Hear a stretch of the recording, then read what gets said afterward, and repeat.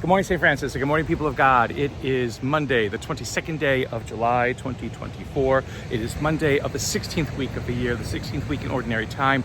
But today we also honor the memory of St. Mary Magdalene with a great feast.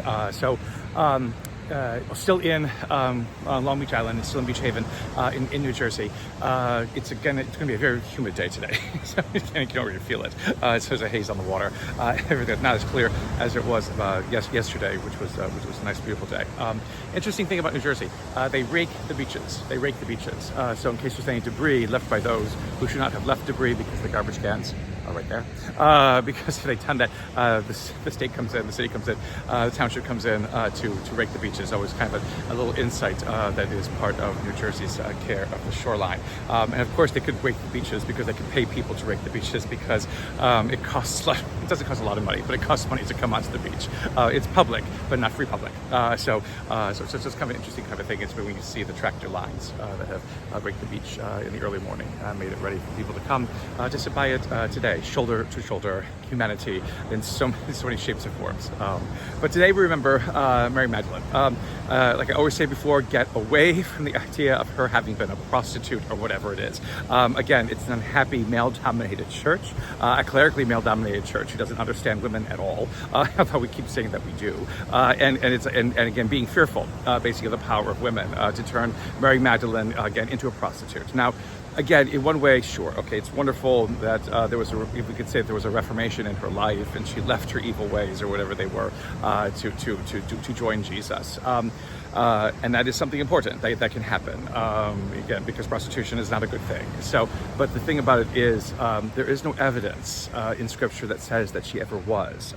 Again, today, in the in the morning prayer today, there is an antiphon before, I believe, the canticle, or one of the Psalms, that comes from Luke's Gospel, that says that Jesus cast out like 7 demons from Mary Magdalene before she joined his band of apostles. And okay, fine, that could be true. Again, this whole idea about casting out demons from people is always interesting. The fact that she had 7 and Jesus could do it easily is also another tribute to Jesus. Many people have demons inside of them, and they're not necessarily demons because of prostitution. They could be a whole lot of other things, but it never repeats that in any of the other Gospels. She just is there, following Jesus, and the fact that she, is Mary of Magdala, again, a city, with around the Sea of Galilee, is something to kind of note. It's like that she's not just, a Mary who was a bad person, a Mary who was a nefarious person, or Mary who was whatever it is. She is connected with her city, and even in Scripture, she's connected with the city. So again, if she had been a person of such ill repute, the city wouldn't have wanted to have named her as a part of them. If she has this great conversion and becomes a follower of Jesus, perhaps that is, a reason why there's a connection there. But there's much more to this woman.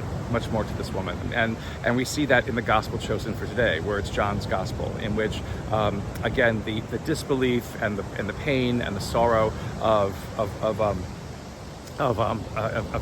knowing that Jesus had died and was buried, and not knowing again where the body was, because again he was risen, but Mary not believing or not realizing that he was risen. Again, all of this, more than just it wasn't a minor inconvenience. They said again at the Eucharistic Congress today, this past week. Again, they had this day in which they honored Jesus or Christ in the Garden of Gethsemane, and basically they just kind of made it into this kind of difficult situation that he was experiencing. It was a lot more than a difficult situation.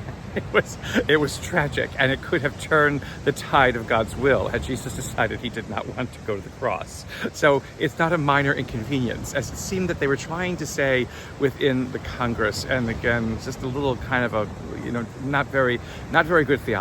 That was a lot of not good theology, perhaps, but not a lot of good theology, with that kind of statement. And so the same way with Mary, it's like coming to the tomb in grief and in sorrow, having lost not only hopes about what Jesus could do, but lost a friend, and then the body not being there, and wailing perhaps about all of this, and then in Jesus appearing to her, why do you weep?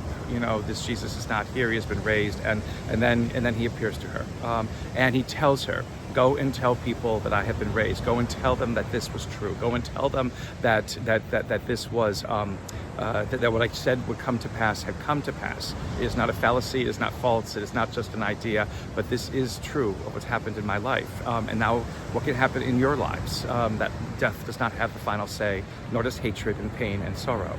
Mary, again, becomes the apostle to the apostles. This is what she should be known as always, which is why she is a feast today, not as a reformed prostitute. That demeans her and demeans us and demeans what God can do. He took this woman and made her into something that needs to continue to shine, in our lives, that needs to continue to influence us as to how we are supposed to live and how we must live before God. It upholds the role of women, in our church and in our lives. Something, again, that we still have great need of looking at and affirming and lifting up. So a blessed day, St. Francis and people of God. May the Lord give you his peace.